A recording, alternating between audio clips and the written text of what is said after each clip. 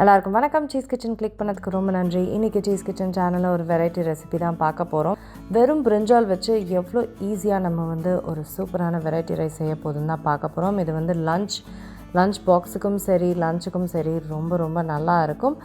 இது நல்ல ஸ்பைஸியாக மசாலாலாம் அரைச்சி டெலிஷியஸாக இருக்கிற அந்த வெரைட்டி ரைஸ் எப்படி செய்கிறதுன்னு பார்க்கணும். மறக்காம சீஸ் கிச்சனுக்கு சப்ஸ்கிரைப் பண்ணுங்கள், லைக் பண்ணுங்கள், உங்கள் நண்பர்களுக்கும் வீடியோ ஷேர் பண்ணி விடுங்க. இப்போ வாங்க வீடியோக்குள்ளே போகலாம். ஸோ இப்போ கத்திரிக்காய் சாதத்துக்கு சில இன்க்ரீடியன்ஸை நம்ம வறுத்து அரைச்சிக்க போகிறோம். அதுக்கு நான் உளுத்தம்பருப்பு சேர்க்குறேன், கடலைப்பருப்பு, சீரகம்,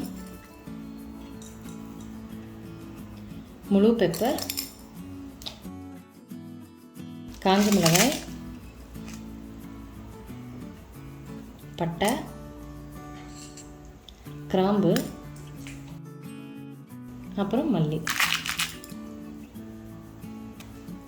இது எல்லாத்தையுமே நல்லா வறுத்துக்க போகிறோம். பார்த்து வறுக்கணும், ரொம்ப தீஞ்சிடுச்சுன்னா அப்புறம் கசப்பு தன்மை ஆகிடும். ஸோ அதனால் பார்த்து வறுக்கணும்.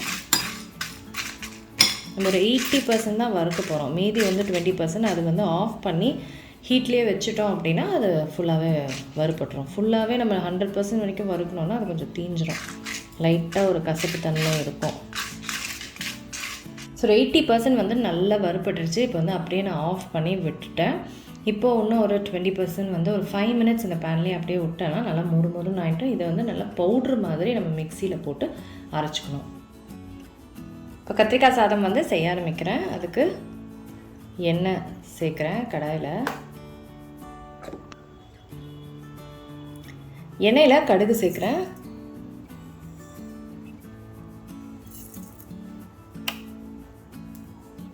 ஸோ கடுகு வெடிக்க ஆரம்பிச்சிருச்சு. இந்த டைமில் நான் உளுந்து சேர்க்கறதுக்கப்புறம் கடலைப்பருப்பு, கிரவுண்ட்நட், இதெல்லாமே வறுப்படணுங்க. அது கொஞ்சம் டைம் ஆகும், ஒரு 1 to 2 minutes அது ஆகிடும். எல்லாமே நல்லா வறுப்பட்டு முறுமுறு நானாக தான் சாப்பிடும் போது நல்லாயிருக்கும். இது பச்சை கிரவுண்ட், ஸோ அதனால் கொஞ்சம் டைம் ஆகும். ஸோ அது எண்ணெயிலேயே நம்ம அப்படியே வறுத்து எடுக்கணும். இதோடையே அப்படியே நான் பெருங்காயம் சேர்த்துக்கிறேன்.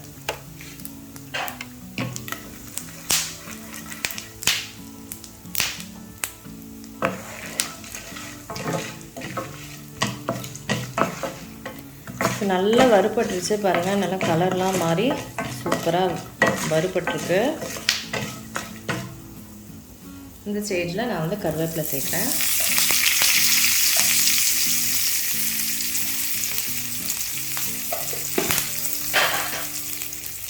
பூண்டு,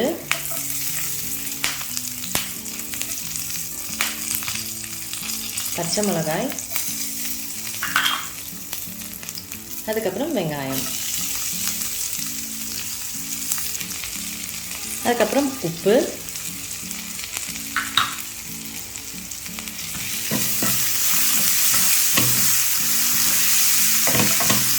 இது எல்லாமே நல்லா குக் ஆகணும்.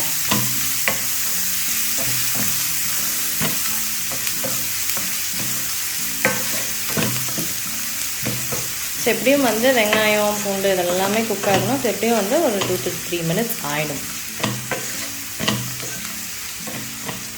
ஸோ அடுத்தது நான் பிரிஞ்சால் சேர்க்குறேன்.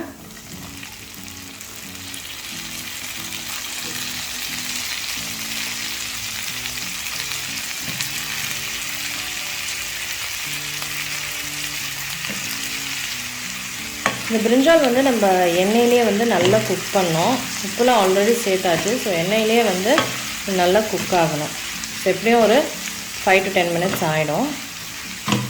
அதுக்கப்புறம் தான் நம்ம பொடி ரைஸ்லாம் சேர்க்க போகிறோம். 10 நிமிஷம் ஆகிடுச்சு. பிரிஞ்சால் ஒரு 80% சூப்பராக குக் ஆகிடுச்சு. இப்போ அடுத்தது அந்த பொடி சேர்த்துட்டு இன்னுமே நம்ம ஒரு ஃபுல்லாக குக் பண்ண போகிறோம். இந்த பொடியோடு பிளெண்ட் ஆகணும் இல்லைங்களா, அதனால் குக் பண்ண போகிறோம் பொடியோட.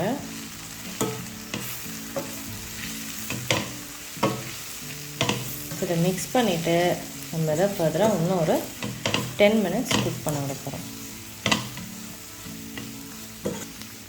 பிரிஞ்சால் வந்து நல்லா மசாலா குக் ஆகிடுச்சு. இப்போ ரைஸ் சேர்த்துக்க போகிறேன்.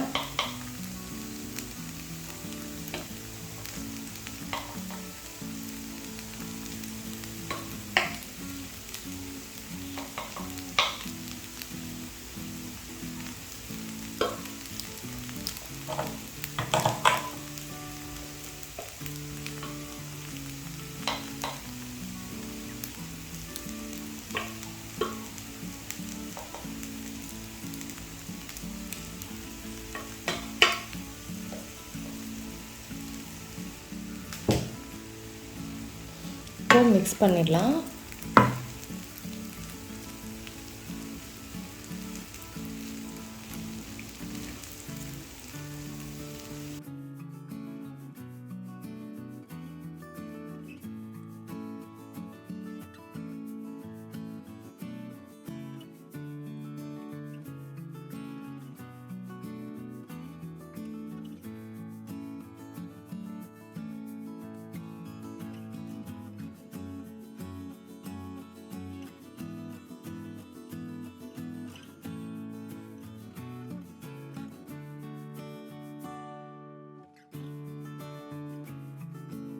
சாலதாங்க பிரிஞ்சால் ரைஸ் முடிஞ்சிருச்சு. ரொம்ப ஈஸியாக டேஸ்டியாக இருக்கும். கண்டிப்பாக ட்ரை பண்ணி பாருங்கள். நான் உங்களை சீக்கிரமாக அடுத்த வீட்டில் சந்திக்கிறேன். வணக்கம்.